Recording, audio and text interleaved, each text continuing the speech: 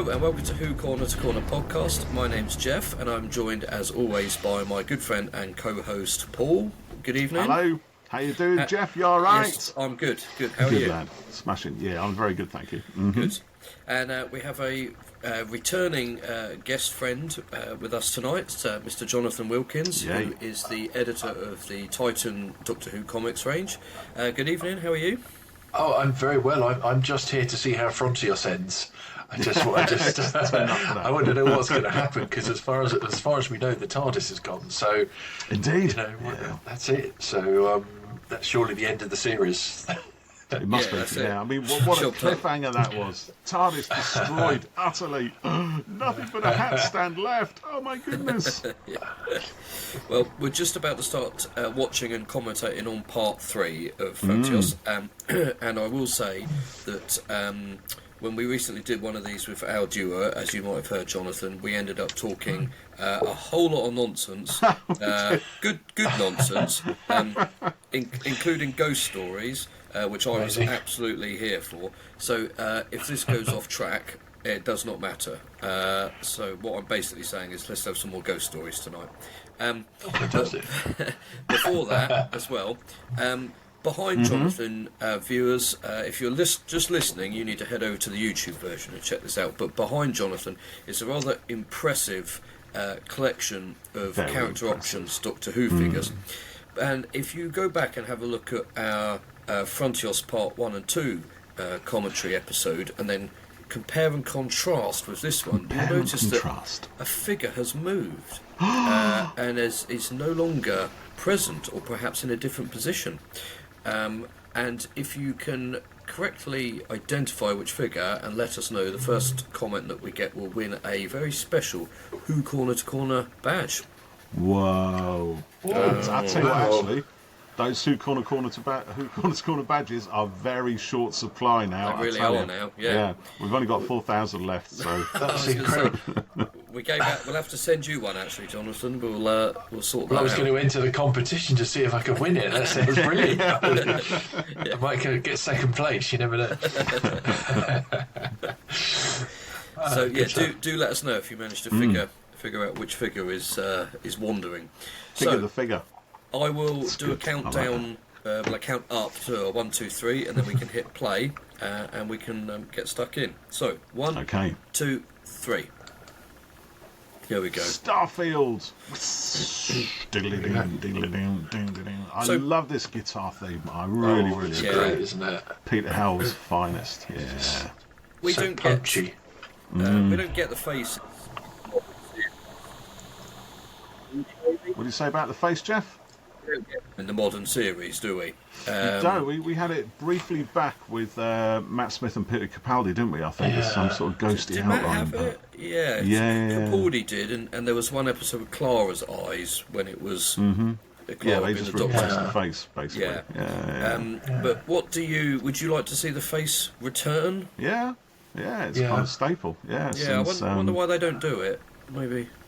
I guess it's quite old-fashioned, I suppose. Yeah, maybe. But I'd love to. I think Shooty would be fantastic, especially if he winks. Yeah, I was going to say that. That's what we need.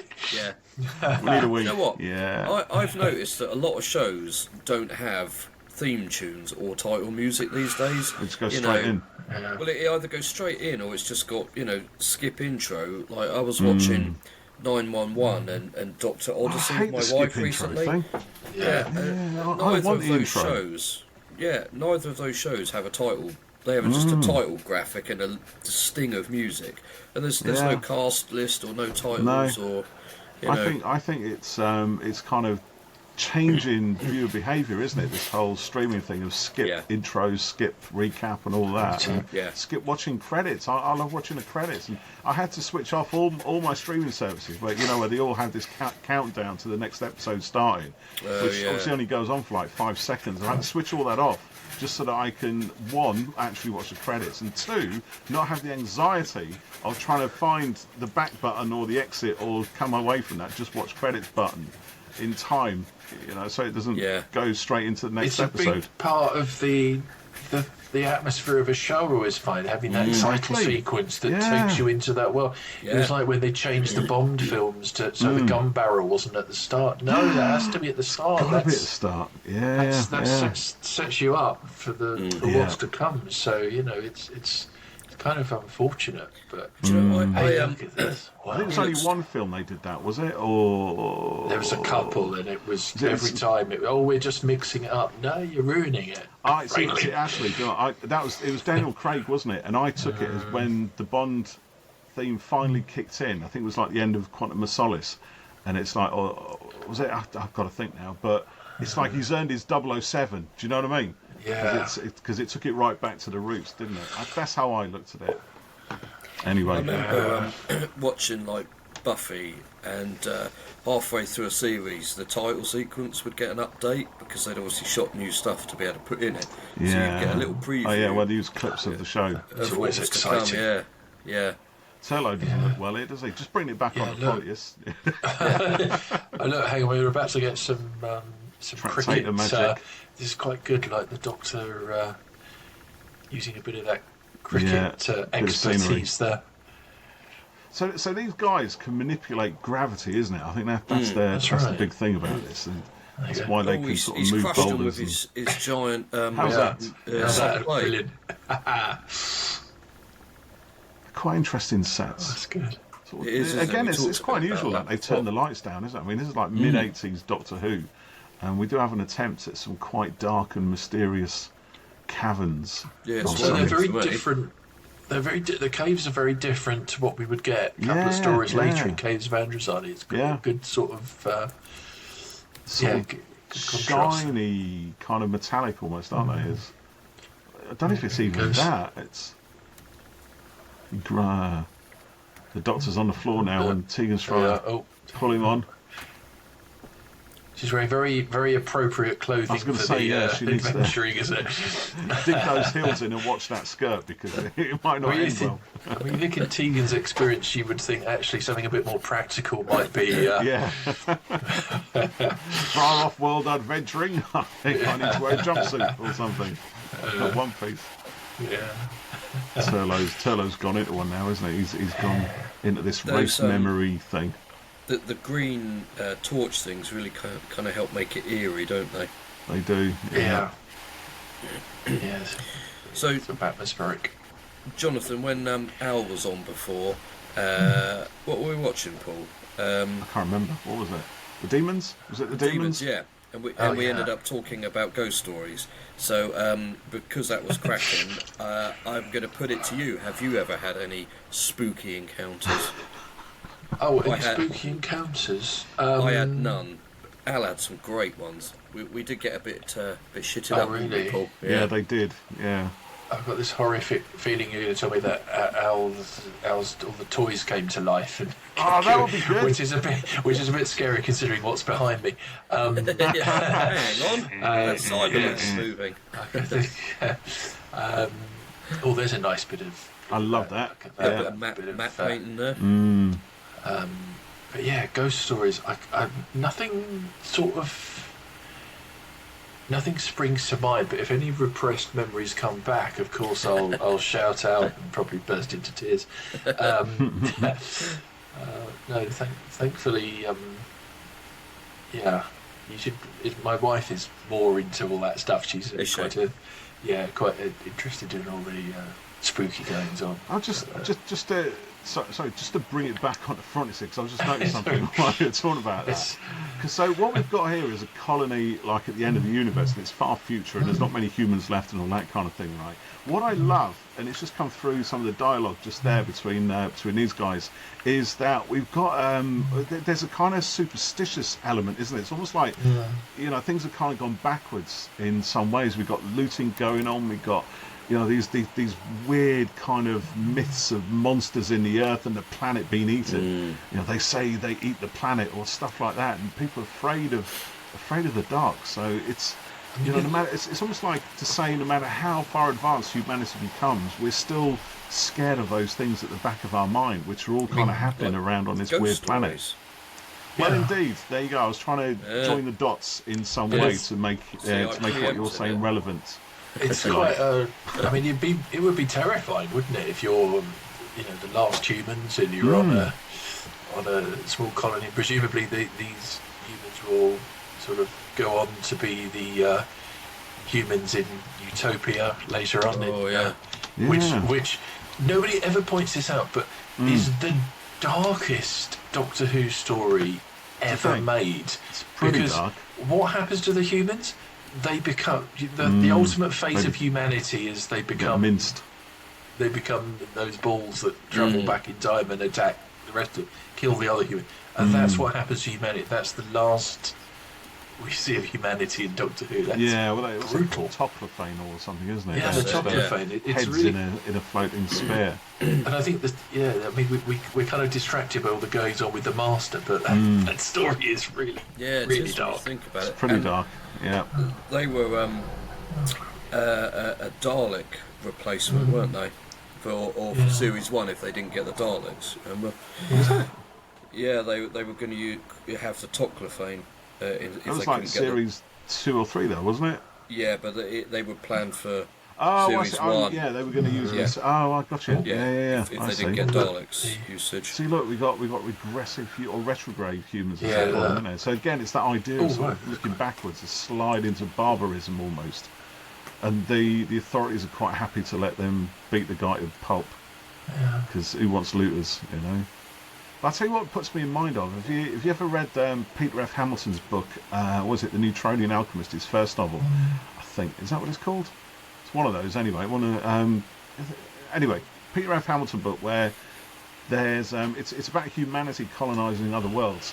And there's something really weird about those other worlds. It's almost like the Martian Chronicles, the Ray Bradbury story as well, where it's like, you've got a displaced group of people in an alien environment, and that alienness really comes through. And I think it's here in Frontios. And I remember watching this the first time round, really getting that vibe, and it was kind of freaking me out. And Turlough, as much as he's kind of overacting a little bit, that helps sell that weirdness and the alienness. So it's almost like no matter how ridiculous the monsters look, the Tractators, because you can't hide the fact they do look a little bit ridiculous, there's still that fear that's so deep. It almost, the comicality of the Tractators almost in a way sells it.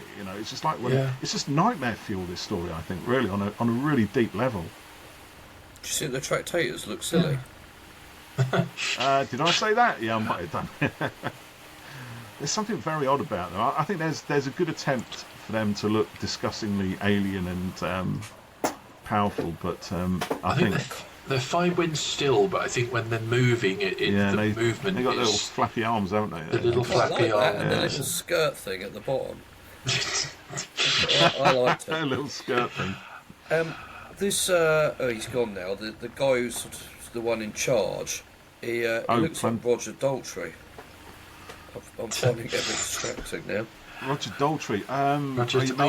You mean Peter Gilmore? Peter Gilmore, you're brazen. Yeah. The one. Do you know what? He might have even based himself on the Roger Daltrey look, because it's not far off that, is it? Really? What was there? Those were in the 60s and 70s, right? And he was in the O'Neillian line in the 70s, very much looking like he does now. And I believe, if I remember him right, that Roger Daltrey was one of the contenders for the role of Sharaz Jek in Caves of Androsani. I'd heard that as well. Really? Yeah. Which is very odd. I mean, it's a very weird... John Nathan Turner stunt casting. Yeah, get a famous musician and make them wear a mask the entire. Fine. My dad's participating in a fishing tournament that Roger Daltrey's doing soon for I think it's a charity thing, and my dad's team is Theo Paphitis on it and possibly Eric Clapton. Oh wow! Because they either go into golf or fishing when they finish rocking and rolling. That sounds fun. Yeah. So again, here we've got the guy who survived being eaten by the Earth.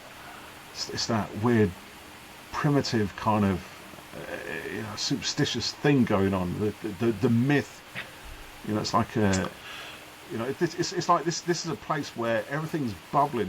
It's like where myths and legends are kind of folklore and tales of the unexpected are all birthed. Got very pristine uniforms. It's a lot of the shows around this time, and not so much now, but these are all, you know, the Second World War was obviously in living memory for some of these actors at the very least. So they kind of play it that way. It's very, you know, still that shadow cast across entertainment at that point. Always keep your boots shiny and your belt buckle clean, sparkling. Yeah, like you're at the end of the world, but spit and polish. Yeah, it's So this is the reveal of the conspiracy theory that's been kind of bubbling through, isn't it? Or at least they're part of that story. This thing of secrets being kept by the officers, or the leaders, the people in charge. Turlough's still looking a little bit seedy. Someone get him a bucket. You don't look well. He's doing that look off camera, isn't he? Just Their forces dug at our bodies, dead or alive. I think this is grim, you know. I think this is dark stuff.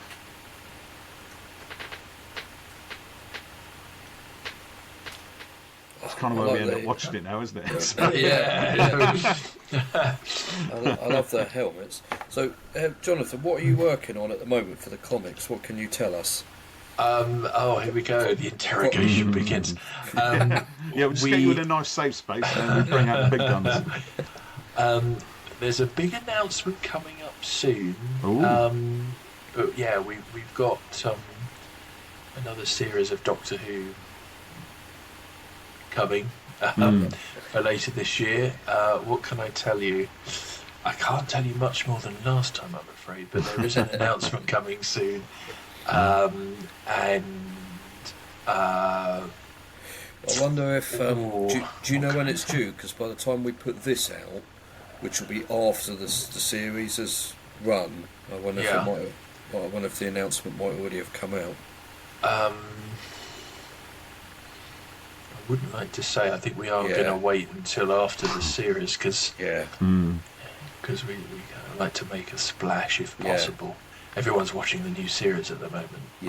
Transfixed, so hopefully everyone's watching. Well, that's exciting. I'm pleased to hear that there's some more coming. Yeah, and it's absolute blockbuster. Yeah, it's going to be good. Oh, look at this! Look, these guys. Yeah, look, these guys in their cages. Yeah, and their big Zuba balls. Yeah. Or what they call them on Gladiators, atmospheres. Atmospheres. What are they called? Zorb balls, something like that. Zorb balls.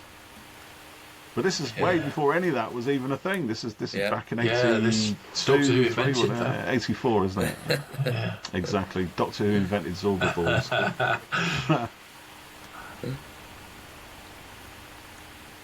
I still think there's a really unsettling vibe with this. I know, there's a lot of talking going on here as they're sort of discussing this whole thing about the secrets that have been kept and whether it's morally right to do that and add to rumours and what have you. But, and in the meantime, we've got this thing going on with, an increasing view of the world of the Tractators and not really understanding what they're about and what they're after, if anything. And the Doctor is sort of telling us that they're insects, or they're insect-like.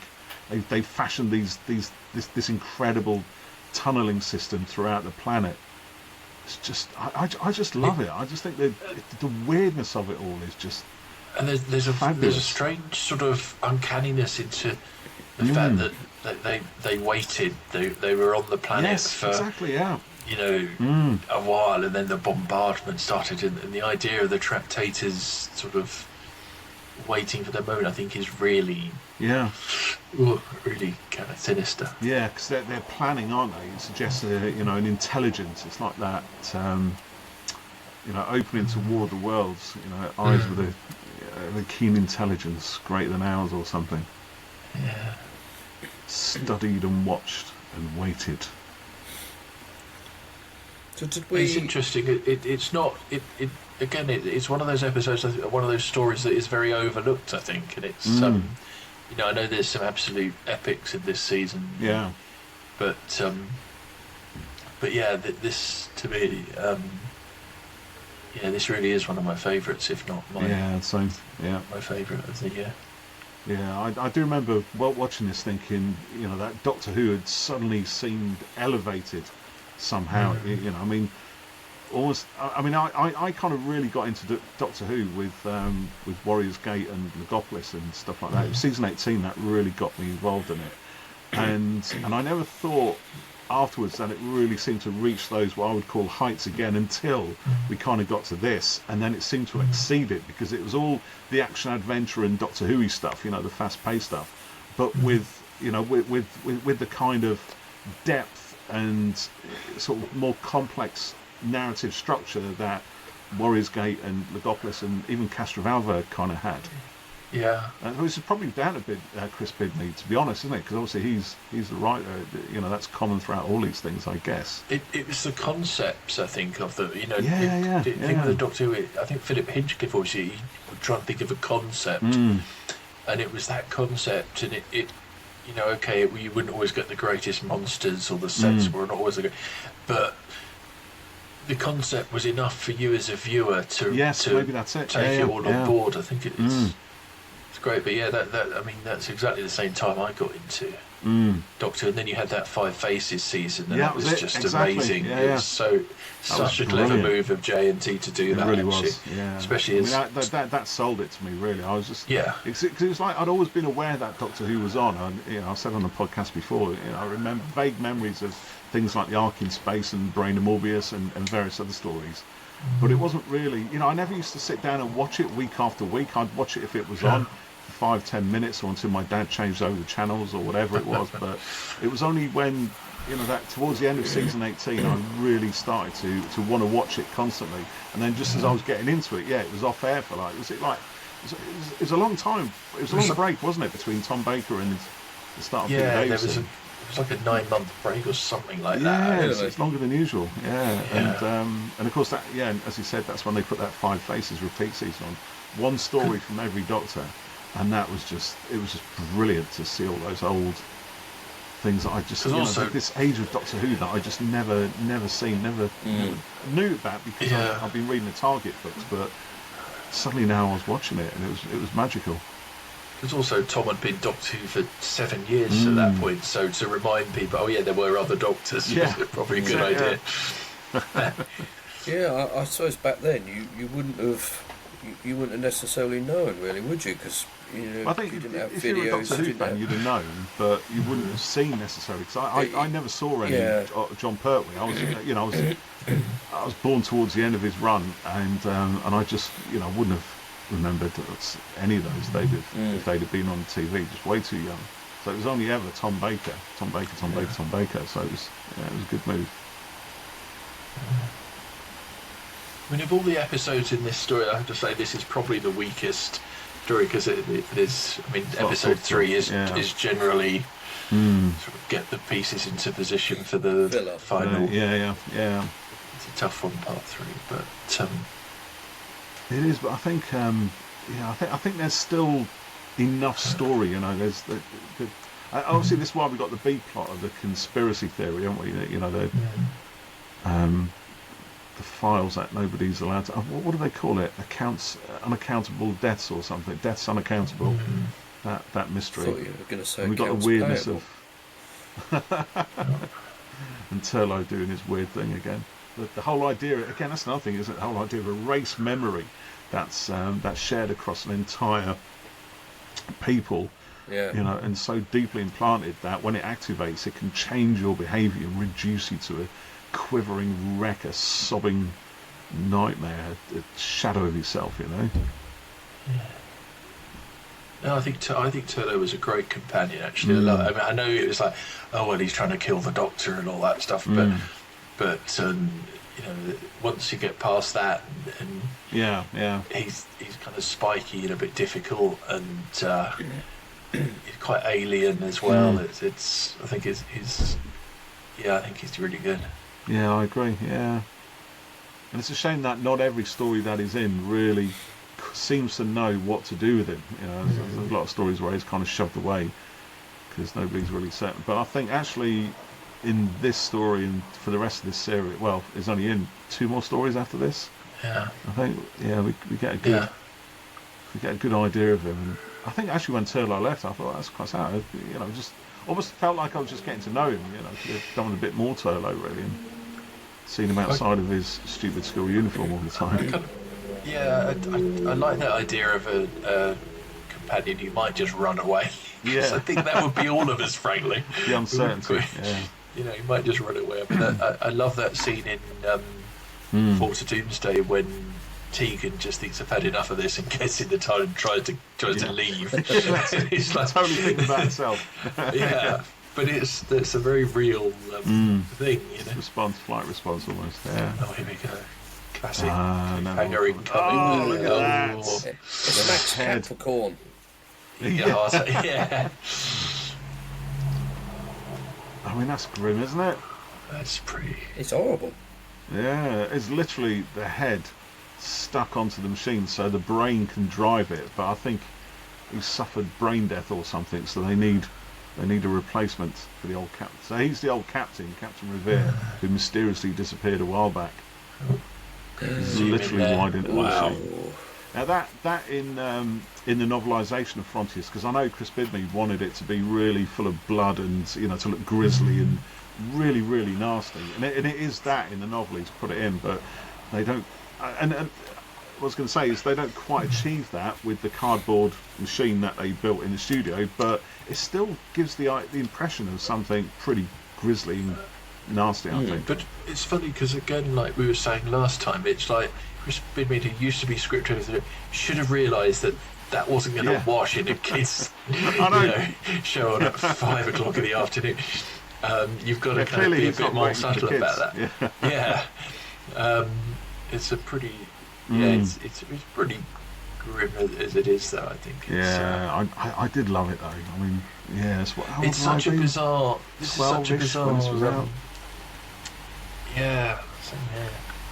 It's such a bizarre concept though, because it suddenly, you know, they're hollowing out the they're going to pilot the thing around, and it's kind of hang on, that's Dalek invasion of. Invasion of Earth. Oh yeah, that's right. Yeah, because they're trying to steer it around the planet, aren't they? Yeah. Right. Shall we do? Oh, it automatically counts through to the next. It will automatically go through. Yeah. I'm on 6, 5, 4. Yeah, we're about the same, aren't we? Here we go. So from that grisly cliffhanger, how's this all going to play out then? Eh? I wonder. I don't know. There's a lot to resolve. There is indeed. Yeah. Not the least of which is what's happened to the TARDIS, because we haven't really had much on that, have we? No, that's destroyed. We've not seen that again. Yeah. Never seen again in Doctor Who. The Doctor's stranded at the far end of the universe. With nothing but I just had a look, and there's no action figure for a Tractator. So that needs to be sorted out, doesn't it? Come on. I'll just text Alan and I'll ask him, is that the next character online exclusive? And just in case you missed it, kids, here's the head in the machine again. It's a corpse, not exactly. Wow. It's a living mind enslaved in the middle of all that. Yeah, grim. Wow. Yeah, it's pretty. Yeah. Yeah, it's expression as well. Is, you know, that guy's dead, but they're just using his brain power. They've got quite a few Tractators knocking around here now, haven't they? Yeah. They had a whole dance troupe, didn't they? Do the Tractator. Mm. You know what, though? Peter Davis is really good in this. The Gravis, which is brilliant, yeah. Well, judging by the recent developments in Who, he's called the Mavis now. It's mavity. Jonathan, I think you should do a mavity. Mavity. I was trying to let that go. Try not to acknowledge it. Go on, Mavis. Here we go. I think you should do a 15th Doctor comic series with the Tractators. I would love to. How do you know I'm not doing that already? He says as he scribbles down, "Tractators back in the comic." and they've evolved slightly, and now they're like more agile, less flappy. Yeah. See, they could be in comics anyway, couldn't they? You know, you can get some really, because I mean they look. In a way, that it's all the features are there, aren't they? With the scaly back, with a bit of hair, and the bulby eyes, and the disgusting mouth, and the antenna, and stuff. They got little. It's all there. It's not quite coming together, but drawn brilliantly with a bit of dynamism and some angles. That would be pretty cool.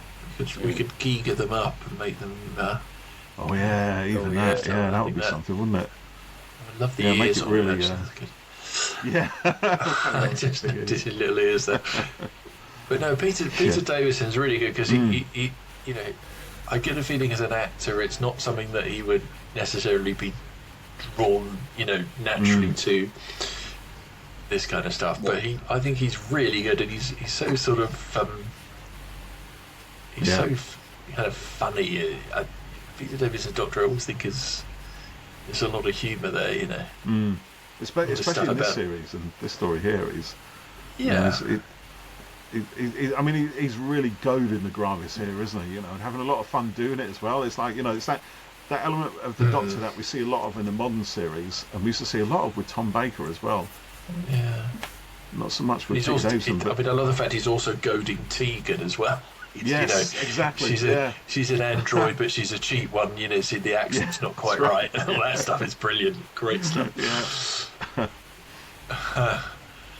And I think also, given the relationship that they have off camera, it's probably a bit of fun for them as well, isn't it? You know? Yeah, I think so. I mean, she you know, Davis always used to say that he wished Nyssa had stayed on and Tegan had left originally, but I think Tegan is the better assistant. You know, in the same way, I think. You know, Belinda and 15 are a good combination, you know. Yeah, I'm looking forward to seeing how that's going to play out. They seem good together, yeah. How much do you know? You don't have to say anything, obviously, but how much do you know about the new series, Jonathan? I know absolutely nothing, I'm afraid. Nothing. I watch it. I know that there's the TARDIS, and there's a mysterious traveller known as the Doctor, and a plucky young assistant who's helping him out. Yeah, but I who knows? You were going to say, you know, that Mrs. Flood is the Rani. Who knows? Mrs. Flood's Anita Dobson, I thought. Yeah, that's what I just commented on Twitter the other day. Is that what you put? Is it? Yeah, someone said, who do we think Mrs. Flood is? And I said, well, Anita Dobson, obviously. You ain't see me, right? You ain't see me, right? You ain't see me, right? So we got a rebel uprising as well, haven't we? With the retrogrades taking over. Yeah. Someone on Blue Sky, I think it was Baggy, said, "Oh, I knew I'd heard that, you know, that saying before because I put the you ain't seen me, right? GIF." And I said, "Oh, were you very, very drunk when you heard it? Poisonous monkeys." With my reputation. Me, the 13th Duke of Wimborne, alone, in a nunnery. See, again, fast show comments are of a certain age, aren't they? Yeah. So where are these guys up to now? They're gone for a wander through the tunnels looking for Plantagenet, I guess, is it? Yeah. The leader, Jeff Hall, who apparently I was looking at was in an episode of Sarah Jane Adventures.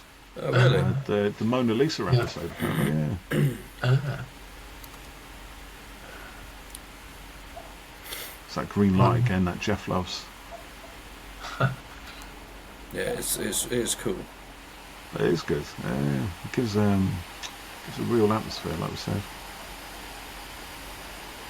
And those Blake 7 helmets again. You can see a bit of recycling. Oh, he's got the glasses on again. There we go, yeah. Please ask Al, can we have a fifth Doctor figure with the glasses? With the glasses, yeah. It's on my shopping list of that and Meglos. That's all I want. Yeah. Apart from every other character they haven't done yet.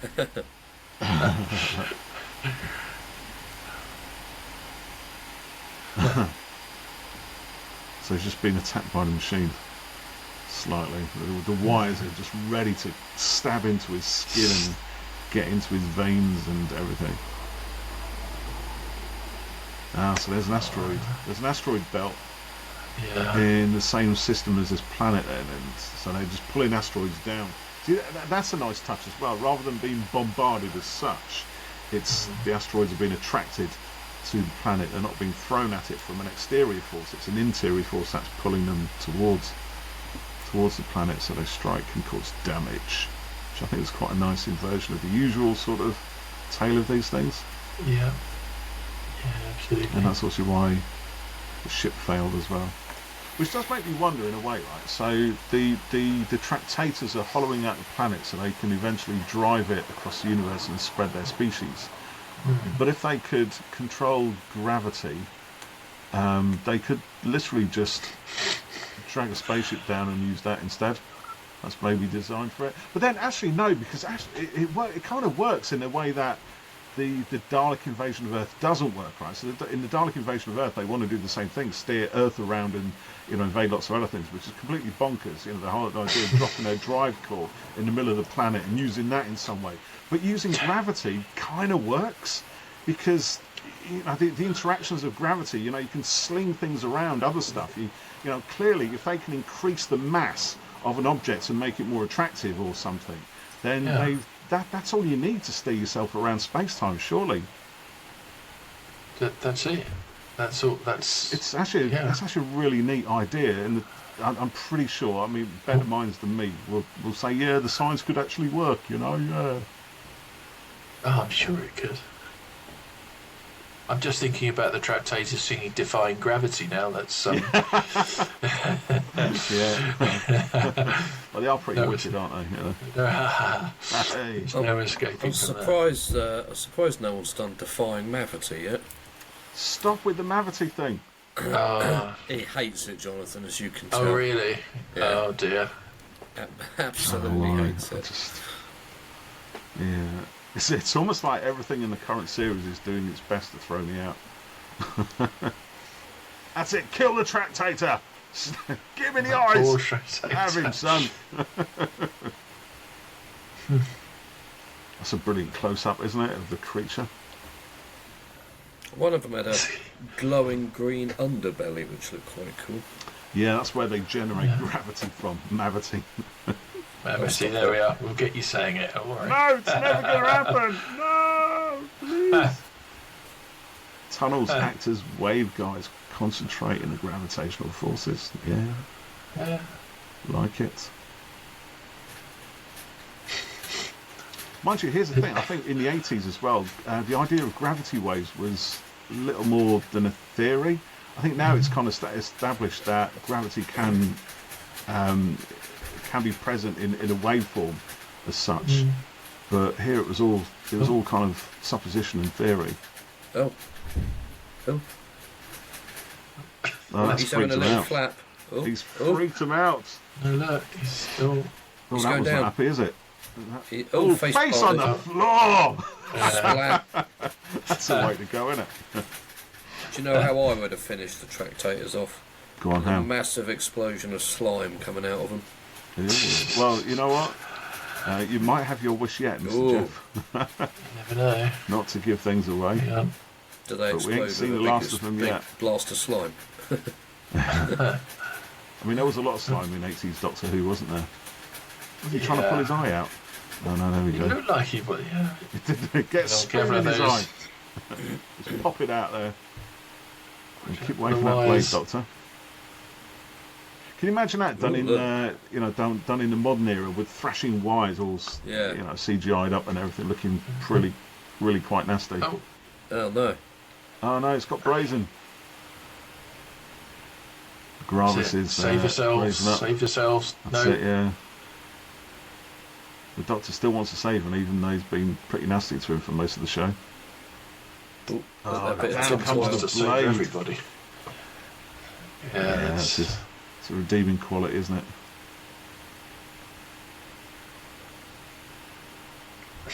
Yes, I like their helmets. Yeah, they sort of look like my son's lampshade. Yeah.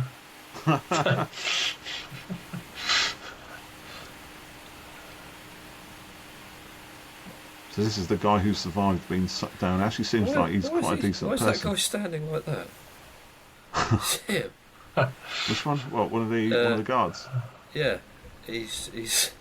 I've sawed myself there. That guy on the right there. He doesn't know what to do with his hands. He probably has. Yeah. Scary situation. Frontios is doomed. Oh.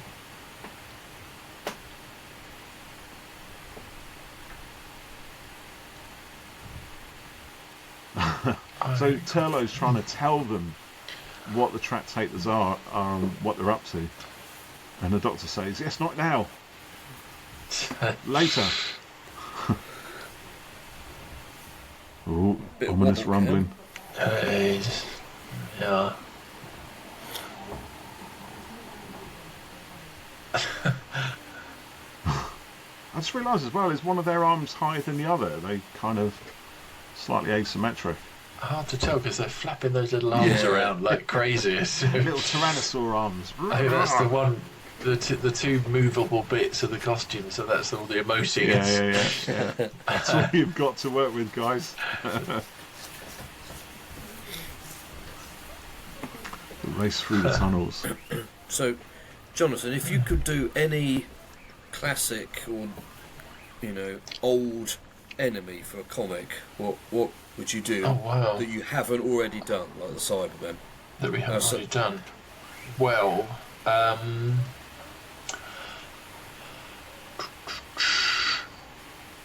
mean, it'd be quite nice to go back and find a monster that maybe you could slightly reimagine and really, something like the Mandrills from Nightmare of Eden. Oh, yeah. The Naimon, I always think was. Yeah.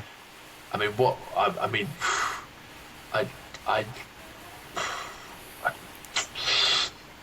it's not necessarily a classic. I mean, it's a classic monster, but not necessarily a classic monster. I quite like to. This is a massive. A massive discussion to get into when there's 9 minutes left of the episode. I'd quite like to do the Dalek paradigm from and maybe have a sort of discover where they went to, because I've got very happy memories of going to the Doctor Who experience, and they absolutely terrified a young child just in front of us to the point she was absolutely in hysterics. Quite big, and it was like, poor kid, I hope she's okay now. But at the same time, they did work. I quite liked them. And typically we're talking over the bit that really freaks me out as a kid. It was like one of those wow moments when the TARDIS is revealed embedded within the rocks. And I that's thought really the cool. idea of that was just brilliant, to have the TARDIS shredded and scattered across the planet in fragments. Love it. Absolutely love it. I don't think we've ever seen that in Doctor Who, and haven't since. But the idea of that is just brilliant. There was a little bit in Eve of the Daleks and stuff, wasn't there, with the TARDIS being all and Flux TARDIS being again, it all kind of points to the TARDIS being made of different stuff, doesn't it? You know what I mean? It's the fact that weird things can happen to it. But this was so unprecedented at the time, because the TARDIS, we've seen the TARDIS land round a Dalek, we've seen the TARDIS do this, do that, we've seen, the Kablam little box come into the TARDIS and stuff. But back in these days, once they were in the TARDIS, that was it. They were completely safe. No one could ever get in. No one could get out. You're in a real, and so to see this and this whole was huge. It really was. Yeah, absolutely huge. And I love that whole thing of, just to go back a bit, where Tegan's being menaced, and then the Doctor just opens the door and brings her in, and and the Doctor's kind of figured out. I think that's something I quite like. The Doctor is he is otherworldly, and he's figured it out before the companion. He's figured it out before anyone else. He's on top of it, and I love this whole thing now that he's on top of the situation, and he knows at this point how to defeat these guys, and he's a little bit smug with it, Absolutely, he is, isn't he? The Doctor here is completely smug with his idea. He knows what he's going to do. It's just now a question of coercing the Gravis into doing what he wants. Yeah. And he seems to kind of enjoy it to some degree as well. Yeah. What, this whole thing? Yeah, well, He's figured out the plan a lot. I think that's just fantastic. Really good. Davison plays it so brilliantly as well. Yeah. And I think, again, Chris Bidmead, is giving him all the stuff that, the Fifth Doctor, needs or is good at. He's writing for him. I mean, I don't think anybody really gets the Fifth Doctor as much as Chris Bidmead does. He's just... he's just bang on the money. So, if I could have any monster return in a comic... Are you back on that one, are you? Oh, yeah, go on. Yeah. Go on, mate. Sorry. I'd ask you to call Chris Chibnall, get the idea for Patings, and bring Patings to paper. Did you hear about that? Yeah. Patings, go on, tell me. Yeah, a sequel to the Saranga conundrum with loads of Patings. Alien to Patings. aliens. Yeah, Patings. He told us about that, and I was like, oh my god, why haven't we had it? Did I mention it again when we spoke to him recently, Paul? You might have done. Big finish, yeah. I like this again. It's like, oh no, anything but the TARDIS. Please don't take the TARDIS. It's great. I love it. It's really good. That's good. And also, these are really powerful creatures. They've pulled apart a TARDIS. It's like, again, the TARDIS indestructible, essentially, up to this point in the show. This is, again, one of the reasons why I think, the idea of a creature that's able to manipulate gravity to that kind of extent is...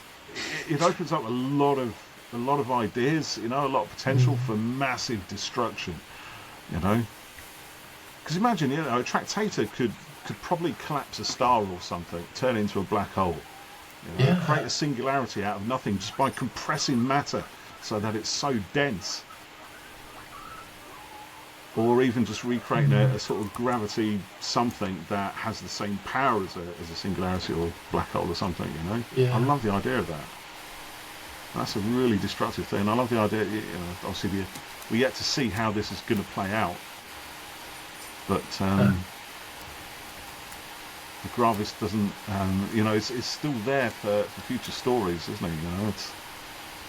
Yeah, I think there was a talk of coming back. I think from Colin Baker's. I think there was a script at one point for the return of the Tractators. Really? Yeah, I think you're right. Yeah, and obviously got shelved with everything else, didn't it? In fact, I think it was going to be called The Hollows of Time. There you I might be wrong, but I think I vaguely remember. Obviously, it's quite a turbulent time for the show. So. Now there is a lost script to be comicked. Comicked. To comicked. To comic. Or not to comic. Changing nouns into adverbs again. I'm pretty sure Big Finish would probably have already jumped in on that one, but yeah, they did. I like that as well. The Tractator, the leader of the trade, is just without the others. They're just insects, aren't they? They're just giant, insects. harmless, tunnelling insects. Which makes you wonder about the Gravis. Why is the Gravis the way he is? Is he just some kind of freak mutation?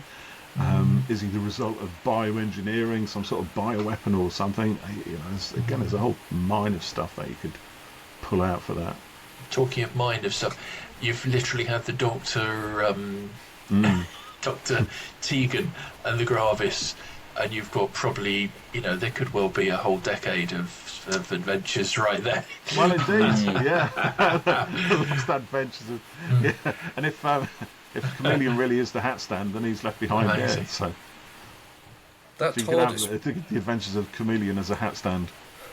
Yeah. That TARDIS prop is pretty battered up there, isn't it? Oh, totally. Yeah. But you should have seen it a few minutes before. It was bits. Yeah, I suppose quite well in comparison. Yeah. Yeah, it's justifiable for the plot, isn't it? Yeah, it's just getting itself back together. Yeah. So this is the Doctor telling the people of Frontios not to tell the Time Lords that he was here ever. Don't mention it. Literally, don't mention it to anyone. I love that. I just,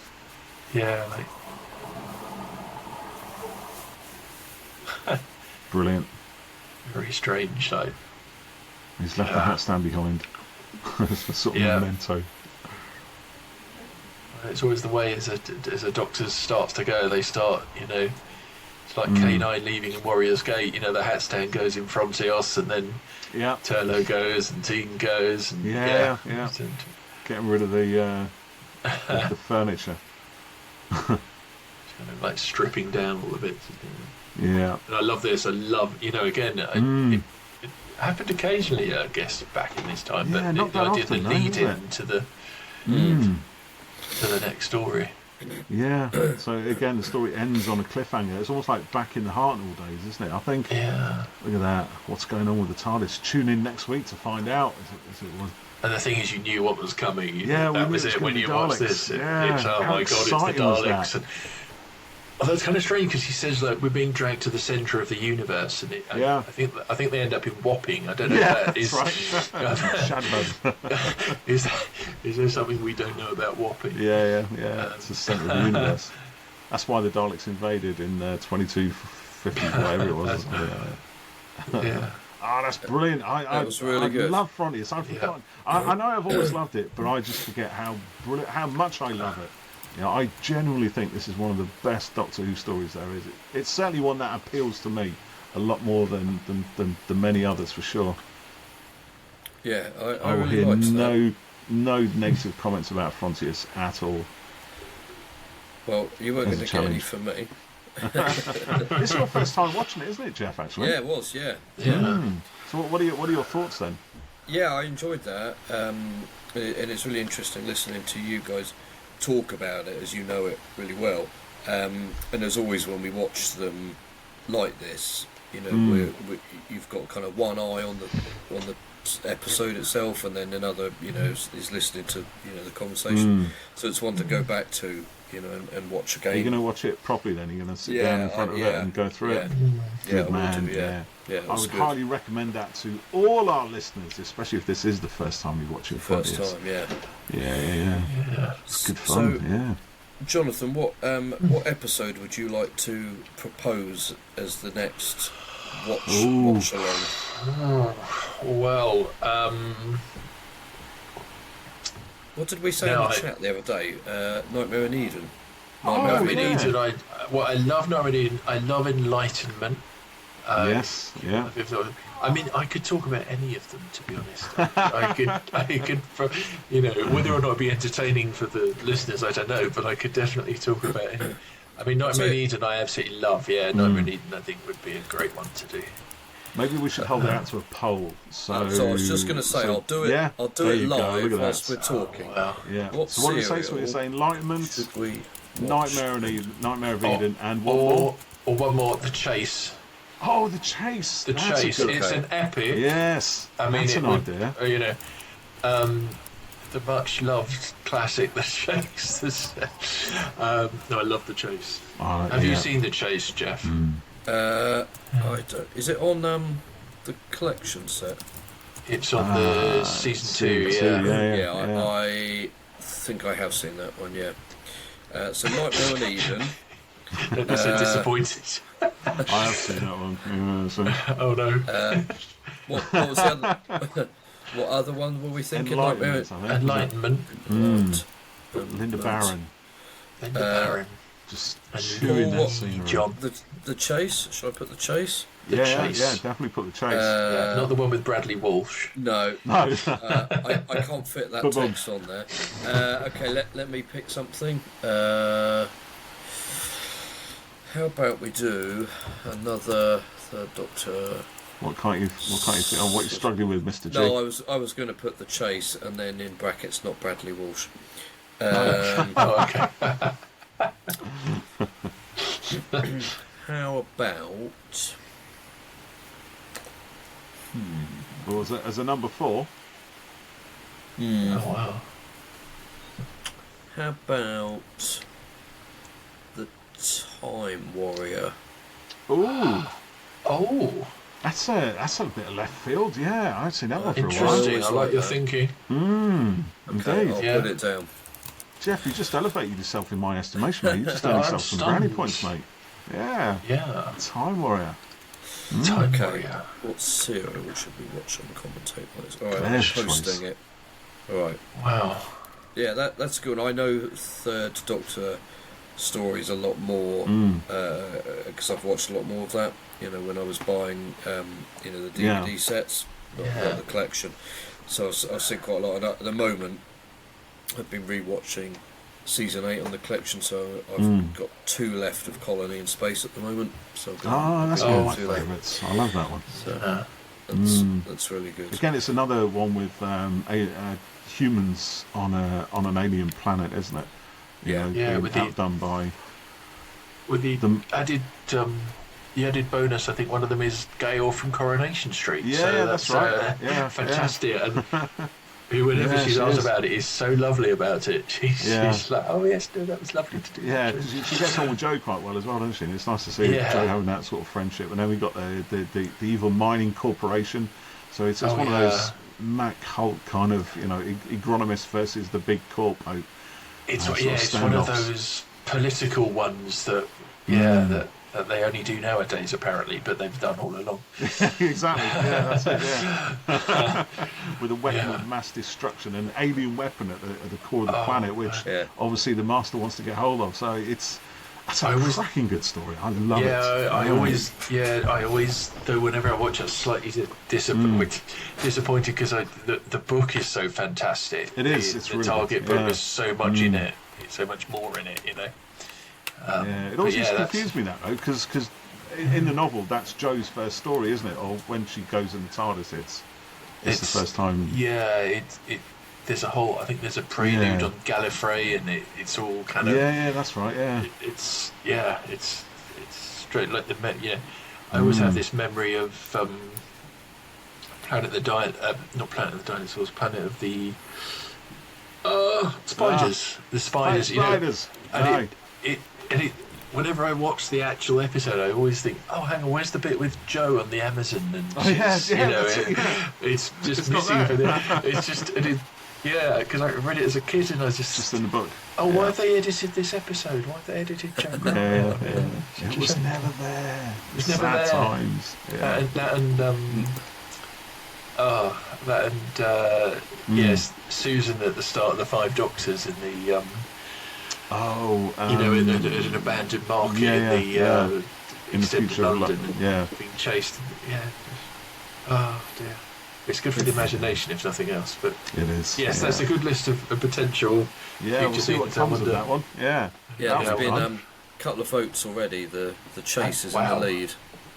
I kind of get the feeling the Chase is going to win. Well, no, actually, by the time this episode goes out, this poll will be done and dusted. So yes, we'll know. This is in a weird, timey-wimey kind of thing. Yeah. The outcome is already sealed. Yeah, we'll be returning to... Sorry, am I 6? I think it's good. Yeah, I think I would vote for the Chase, actually, on... You can just head over. Oh, can I? Yeah, that's not right. And, in fact, you can rig the poll. I can rig the poll. Yeah. See, now you've got me thinking about Time Warrior. That's. I do like the Time Warrior. Yeah, that's a fun one. Well, anyway, we shall see what will be, won't we? But I thoroughly enjoyed Frontios. I thought that was a lot of good fun. Yeah, that was great. And I hope those of you watching along with us enjoyed it too. It's brought back some memories for sure. I was a 12-year-old kid again watching that. Yeah, it's just great fun. But it's a good story. I love it. Did I mention I love it? Did I mention that? I'm not sure. Let's underscore it now. I love Frontios. It's a brilliant story. Thanks for suggesting that to us, Jonathan. Really enjoyed it. No, thanks for indulging me. No, you're welcome. Our pleasure. Well, we will keep an eye on that poll, and then we will get together again in a few weeks and watch through whatever is the winner of that. And we will. The winner of that. The poll. Oh, and also the winner of the competition as well. What figure has moved or is missing or is otherwise displaced from the display beyond Jonathan's background there? Yeah. In his background. Let us know the first comment. Maybe, Paul, we should. What's that, mate? It'll be the first comment on YouTube, won't it? Because that's where you see it. Yeah.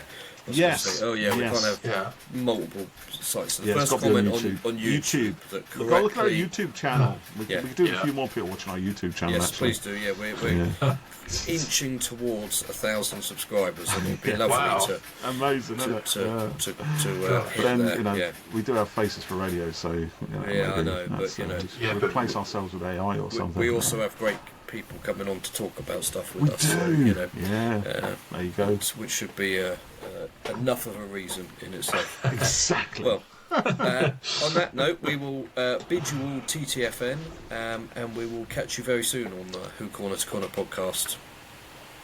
Indeed. Until next time, and thanks, of course, to our very special guest again, Mr. Jonathan Wilkins. Thank you very much. Thank you. Good to see you, mate. We'll see you again at the next one, whichever it's going to be. Thank you, listeners, watchers, viewers. Bye for now. See you next time. Vote Time Warrior. Vote Time Warrior. The chase, is the one.